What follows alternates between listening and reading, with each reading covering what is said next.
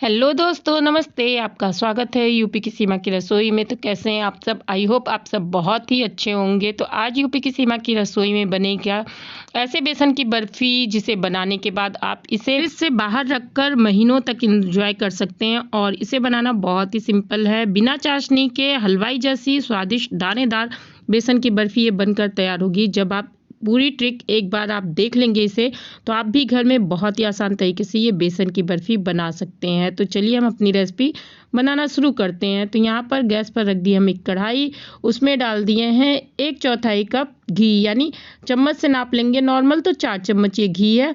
और घी हल्का सा मेल्ट हो गया तो उसमें हमने डाल दिया है आधा कप सूजी। जिस कप से हम यहाँ पर सूजी डाल रहे हैं उसी कप से हम यहाँ पर बेसन का यूज़ करेंगे। तो आप घर का कोई भी बर्तन यहाँ पर सेट कर लीजिए जिससे कि आप सारा मैनेजमेंट एक ही बर्तन से कर सकें। तो यहाँ पर सूजी को डालकर लो मीडियम गैस पर हम 2 मिनट चलाकर भून लेते हैं, क्योंकि सूजी थोड़ी सी मोटे दाने की है हमारी, तो भुनने में थोड़ा सा टाइम लगा, इसलिए हम सूजी को पहले डालकर भुने हैं।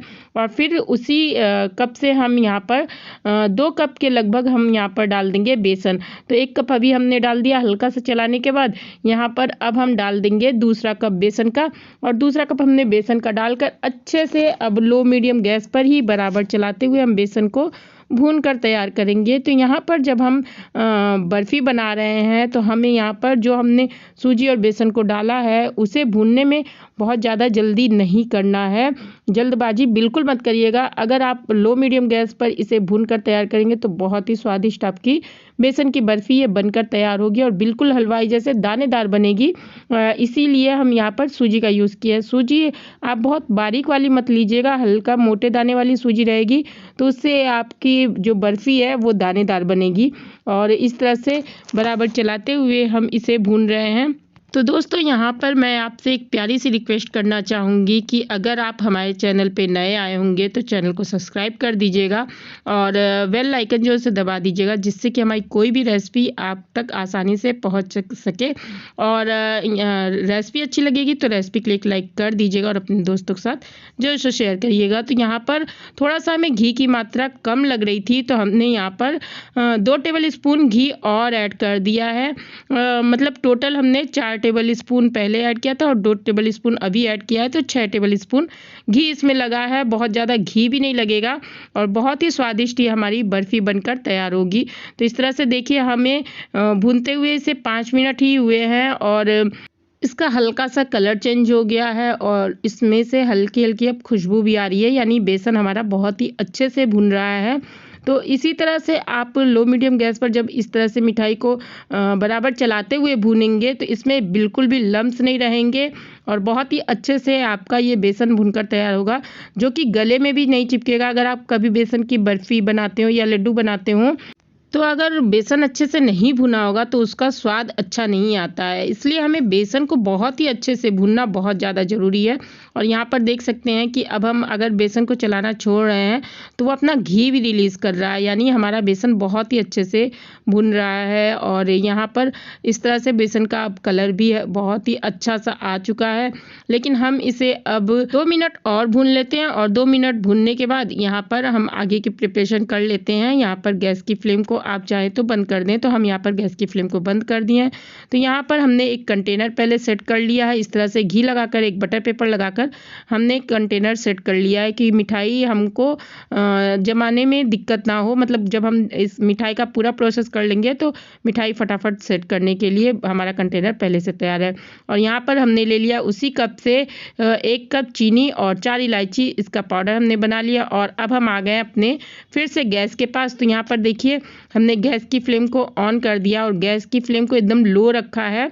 और लो रख कर ही हम जो गरम गरम बेसन है उसे एक बार अच्छे से चला लेते हैं, जिससे कि बेसन का सब जगह कलर एक जैसा ही हो जाए, कहीं कम कहीं ज़्यादा कलर ना रहे। और उसमें हमने जो चीनी पीस कर तैयार की थी उसको डाल दिया और डालकर अब एकदम लो गैस पर, लो मीडियम गैस मत रखिएगा, एकदम लो गैस कर दीजिएगा, क्योंकि चीनी है, चीनी बहुत जल्दी नीचे पकड़ने लगेगी, मतलब जलने लगेगी। तो इसलिए हम यहाँ पर एकदम लो गैस पर ही बराबर चलाते हुए चीनी को बेसन में मिलाएंगे और अच्छे से मिला देंगे, जिससे कि चीनी सारी जगह, मतलब सारे बेसन में अच्छे से मिल जाए और बिल्कुल भी चीनी ऐसा ना रहे कि कहीं कम और कहीं ज़्यादा रहे।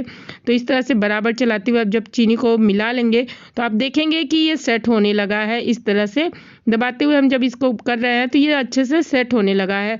तो जब इस तरह से हमारा ये जो बेसन का डो है सेट होने लगेगा तो यहाँ पर आप करिएगा कि गैस की फ्लेम को बंद कर दीजिएगा, और गैस की फ्लेम को बंद करके तुरंत ही जो कंटेनर हमने पहले घी से ग्रीस करके रखा था उसमें फटाफट इसको डालकर सेट कर दीजिएगा। आप गरम गरम ये थोड़ा जल्दी काम करना होगा क्योंकि ये हमने इसमें कोई चाशनी वगैरह बनाई नहीं है, इसलिए जब आप इस तरह से सेट करेंगे तो बहुत ही जल्दी सेट हो जाएगा और बिना किसी चाशनी के, किसी ताम झाम के एक ही बर्तन में सारा काम आपका हो गया है। तो इस तरह से हमने सारा बेसन कंटेनर में डाल लिया और इसको अच्छे से अब सारे बेसन को इकट्ठा करने के बाद हम इसको अब सेट करेंगे एक स्पून या स्पैचुला की सहायता से। तो आप स्पैचुला की सहायता से हल्का हल्का जब इसे दबाएंगे तो अच्छे से सेट होने लगेगा। सारे प्रोसेस आपको गर्म ही जब बेसन गर्म ही रहेगा तभी आपको करना है, ठंडा हो जाएगा तो ये बेसन अच्छे से हमारा सेट नहीं हो पाएगा, इसलिए हमको गरम गरम ही बेसन को सेट करना। और जब हम इस तरह से सेट करेंगे तो आपको दिख रहा होगा कि घी हल्का हल्का ऊपर दिख रहा होगा, बहुत ही अच्छे से बिना घी लगाए स्पून में देखिए बहुत ही अच्छे से, बहुत ही आसान तरीके से ये सेट हो जा रहा है। चारों तरफ अच्छे से दबाकर आप सेट कर दीजिएगा और इस तरह से स्मूथ करने के बाद हम इस पर थोड़े से ड्राई फ्रूट डालकर इसे सेट कर लेंगे। तो इस तरह से हमने यहाँ पर थोड़े से बादाम, थोड़े से पिस्ता से इसे सजाया है। आप चाहें तो कोई भी ड्राई फ्रूट यहाँ पर डालकर सजा सकते हैं या बिना ड्राई फ्रूट के भी इसे ऐसे रख दीजिए 2 घंटे के लिए आराम से सेट हो जाए, या ओवरनाइट रख दीजिए, आराम से ये सेट हो जाएगा। सेट होने के बाद आप इसे कट कर सकते हैं। तो इस तरह से बादाम को डालने के बाद हम थोड़ा सा स्पून से इसे दबा देते हैं जिससे कि जब हम मिठाई कट करें तो बादाम के पीसेस बाहर ना आए, मतलब बादाम के टुकड़े बाहर ना आए, और इस तरह से बहुत ही आसान तरीके से ये सेट भी हो जाएगा। तो इस तरह से अब हम इसे रख देंगे सेट होने के लिए 2 से 3 घंटे के लिए। तो यहाँ पर देखिए 2 से 3 घंटे होने के बाद हमने इसे चेक किया था तो ये अच्छे से ठंडा हो चुका है और सेट भी हो चुका है। तो हम इसके पीसेस अब कर लेंगे। पीसेस आप अपने हिसाब से कम छोटे बड़े जैसा चाहे वैसा कट कर सकते हैं। हम इसे चौकोर पीसेस में कट कर रहे हैं, यानी बर्फ़ी शेप में ही कट कर रहे हैं। जैसे हलवाई बेसन की बर्फ़ी चौकोर शेप में कट करते हैं वैसे ही हम इसे कट कर रहे हैं। और कट करना देखिए कितने आसान तरीके से कट हो जा रहा है। बहुत ही स्वादिष्ट ये बर्फ़ी बनकर तैयार होती है। बहुत ही अच्छी सी खुशबू आ रही थी जब मैंने बेसन को भुना था, तो इससे पता चल जाता है कि आपकी बर्फ़ी कितनी अच्छी बनकर तैयार हुई। और ठंडा होने के बाद देखिए इसका कलर कितना अच्छा आया है बर्फ़ी का। तो इस तरह से आसान तरीके से आप बेसन की बर्फ़ी अपने घर में बनाकर तैयार कर सकते हैं। अब मैं आपको इसके पीस निकाल कर दिखाऊंगी। देखिए कितने लाजवाब इसकी पीसेस बने हैं और कितना अच्छा इसका टेक्सचर आया है। तो देखिए दोस्तों कितनी अच्छी हमारी ये बर्फ़ी बनकर तैयार हुई है। कोई कह नहीं सकता कि आप ये बर्फ़ी घर पर बनाए हैं और हलवाई के जैसी आपकी बर्फ़ी नहीं बनी। इसका टेस्ट बहुत ही शानदार आया है और बहुत ही लाजवाब ये बनकर बर्फ़ी हमारी तैयार होती है। तो इंस्टेंट तरीके से आप अपने घर में ही ये बर्फ़ी बनाकर तैयार कर सकते हैं। तो आपको ये रेसिपी कैसी लगी हमें कमेंट करके ज़रूर से बताइएगा, और रेसिपी अच्छी लगी होगी तो रेसिपी क्लिक लाइक करके चैनल को सब्सक्राइब करके बेल आइकन जरूर से दबा दीजिएगा और अपने दोस्तों के साथ ज़रूर से शेयर करिएगा। ये रेसिपी होली के तामझाम में आप हफ्तों महीनों पहले ये बर्फ़ी बनाकर रख सकते हैं और होली में एंजॉय कर सकते हैं। तो एंजॉय करिए, फिर मिलते हैं एक नई रेसिपी के साथ।